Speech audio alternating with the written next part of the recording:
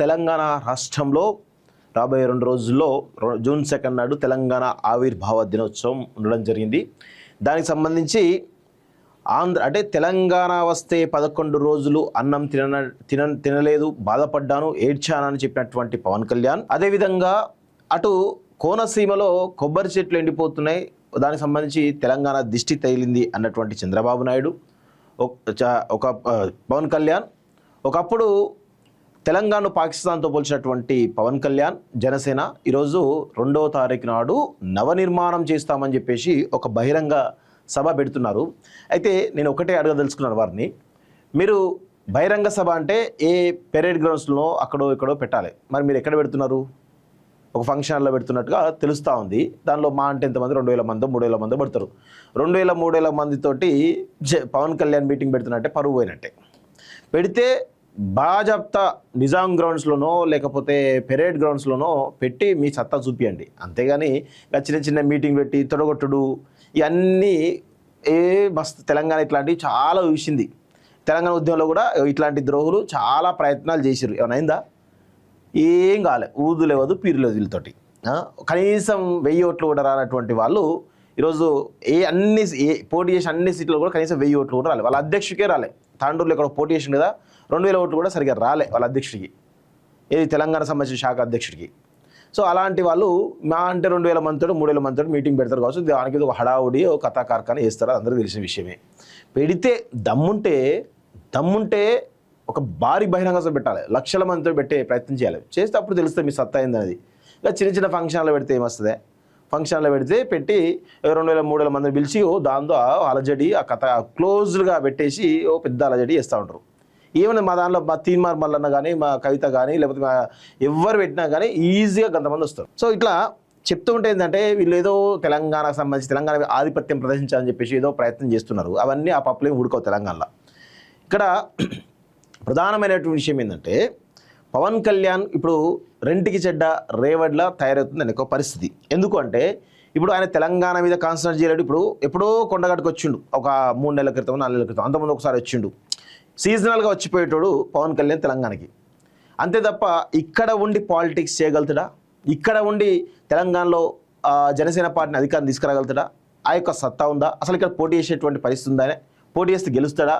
కనీసం వాళ్ళ యొక్క నాయకులు ఎవరైనా పోటీ చేసినా కానీ కనీసం 1000-2000 డిపాజిట్ సంగతి పక్కన పెట్టండి, 1000-2000 ఓట్లని వచ్చే పరిస్థితి కనబడుతుందా? చూసినాక 2023 ఎన్నికలు చూసినాం, 2024 ఎంపీ ఎన్నికలు చూసినాం, డిపాజిట్లు రాలేదు. కనీసం బీజేపీ టికెట్లు కూడా ఇవ్వలేనటువంటి పరిస్థితి కనబడతా ఉంది జనసేనకు.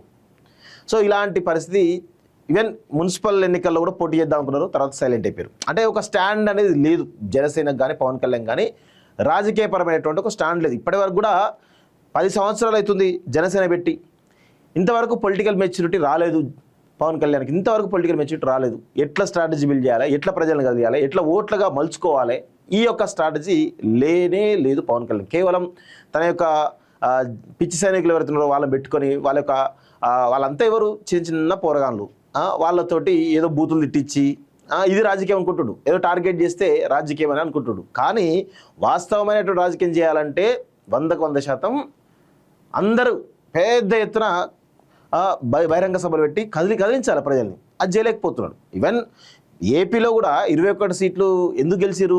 అక్కడ భారతీయ జనతా పార్టీ, టీడీపీ, జనసేన 3 కలిసినాయి కాబట్టి అక్కడ కొంత 21 సీట్లు రావడం జరిగింది. సో దానిలో భాగంగా నాకు డిప్యూటీ సీఎం ఇవ్వడం జరిగింది. అక్కడ టీడీపీ వర్సెస్ జనసేన ఫైట్ విపరీతంగా స్టార్ట్ అయిపోయింది. అసలు టీడీపీని జనసేన ఓర్చలేదు, జనసేన టీడీపీ వచ్చే పరిస్థితి లేదు.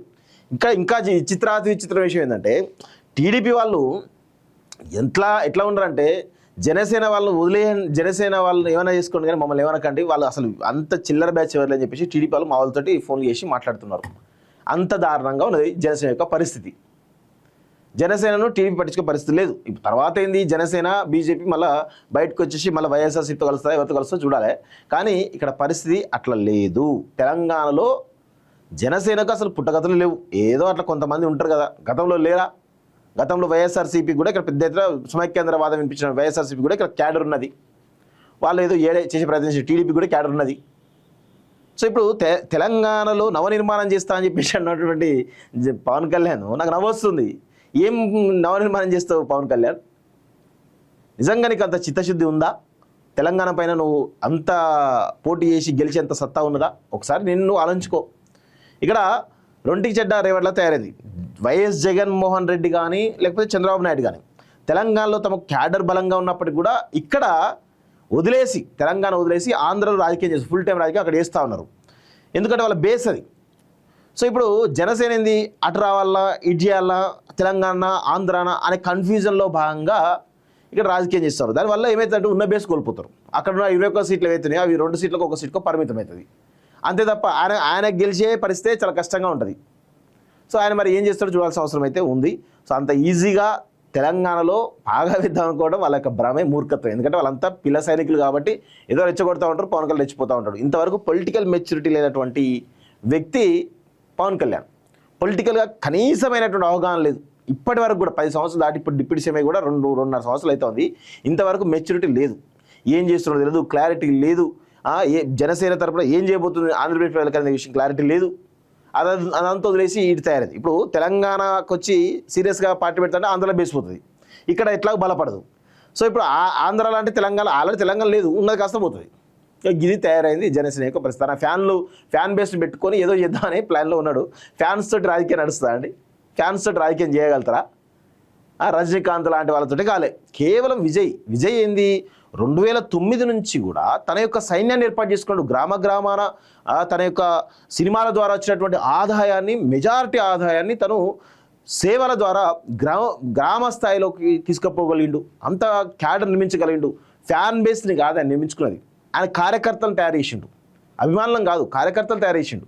2009 నుంచి 2026 అంటే దాదాపు 17 సంవత్సరాల కాలం పాటుగా ఆయన తమిళనాడులో విజయ్కి సంబంధించినటువంటి ఒక స్వచ్ఛంద సంస్థ ద్వారా అభిమానులను కార్యకర్తలుగా తయారు చేసి ఈరోజు వారితోటి సడన్గా పార్టీ పెట్టిన 13 నెలలనే 15 నెలలనే అధికారంలోకి రావడం జరిగింది విజయ్. ఆయన యొక్క స్థాయి ఎక్కడిది, పవన్ కళ్యాణ్ స్థాయి ఎక్కడిది? అసలు విజయ్ని చూసి కుళ్ళుకుంటున్నాడు. ఏంది, ఆయన వచ్చే 15 నెలలనే సీఎం అయిండు, నన్ను కాలేదు అనే ఒక బాధలో ఉన్నాడు పాపం పవన్ కళ్యాణ్. విషయం ఏంటంటే ఆయనకున్న క్లారిటీ, రాజకీయ అవగాహన, రాజకీయ పరిణతి పవన్ కళ్యాణ్కి ఉందా? పవన్ కళ్యాణ్కి నిజంగా ఏదో ఫ్యాన్స్ ఉన్నారు కదా అని జీబుల మీద ఎక్కి ఏదో డ్రామాలు ఆడుతా అంటే ఇట్లా ఎంత పొలైట్గా విజయ్ అనేటువంటి వ్యక్తి ఎంత పొలైట్గా, ఎంత నిక్కచ్చిగా, ఒక సిద్ధాంతపరంగా, ఒకటే సిద్ధాంతం అన్నాడు ఆయన. ఆ సిద్ధాంతం ప్రకారమే ముందుకు పోయింది. కానీ సిద్ధాంతాలు మార్చలేదు, ఎక్కడ కూడా తన యొక్క ఎజెండాను మార్చలేదు, తన యొక్క నిజాయితీగా ముందుకు పోయింది తప్ప ఎక్కడ కూడా ఒక అడుగు కూడా కనీసం తప్పటడుగు వేయలేదు రాజకీయాలలో. అది విజయ్ అంటే. ఈయన చేసిన పవన్ కళ్యాణ్ ఒకసారి చెగువర అన్నాడు, ఒకసారి గద్దరన్న అన్నాడు, ఒకసారి కమ్యూనిస్ట్ అన్నాడు, ఒకసారి మాయావతి అని చెప్పేసి బహుజన్ అని చెప్పేసి అన్నాడు, తర్వాత సనాతన ధర్మం అన్నాడు, తర్వాత ఇంకెవరో ఫారెన్ అమ్మాయిని తీసుకొచ్చి పెళ్లి చేసుకున్నాడు, ఆ తర్వాత కొడుకు బాప్టిజం తీసుకుని చెప్పేసి అన్నాడు. ఇవన్నీ ఉన్నాయి కదా. మరి దీని గురించి మాట్లాడేందుకు నొప్పి వస్తుంది బీజేపీ వాళ్ళకి కానీ, ఇటు జనసేన వాళ్ళకి కానీ, టీడీపీ వాళ్ళకి కానీ. ఒక క్లారిటీ ఉందా? అసలు పవన్ కళ్యాణ్ బకరా చేసేది ఎవరో కాదండి, టీడీపీ, ఈ బీజేపీలే పవన్ కళ్యాణ్ బకరాగా చూపించే ప్రయత్నం చేస్తారు. తన యొక్క ఫ్యాన్స్ అందరూ వాళ్ళకి పిచ్చి సైనికులు కదా, అలా చూపించే ప్రయత్నం చేస్తున్నారు. ఇది తప్ప ఆయనకు క్లారిటీ లేదు, ఏది లేదు. దమ్ముంటే నిజంగా నువ్వు రాజకీయం చేయదలుచుకుంటే పెద్ద బహిరంగ సభ పెట్టు, ఎక్కడ పెరేడ్ గ్రౌండ్స్లో లక్షలాది మందితో బహిరంగ సభ పెట్టి నీ ప్రదర్శన చెయ్యి. అది నీతో అవుతుందా? 100% నీతో కాదు. ఏదో క్లోజ్ లూప్లో ఒక ఫంక్షన్ హాల్లో పెట్టేసి 2-3 వేల మందిని గ్యాదర్ చేస్తే అయిపోతా అనుకుంటున్నాడు పవన్ కళ్యాణ్. అక్కడికి వచ్చి ఏదో కూతలు కూస్తాడు, అయిపోతుంది. ఏమున్నది దీంతో? ఇప్పుడు ఎవరు బదనామైన రీడా? నీ పిల్ల సైనికులతోటి ఇష్టం వచ్చే తెలంగాణ వాళ్ళపైన కామెంట్ చెప్పించే ప్రయత్నం చేసినాం. ఇది మీరు చేసినటువంటి నీచ రాజకీయం.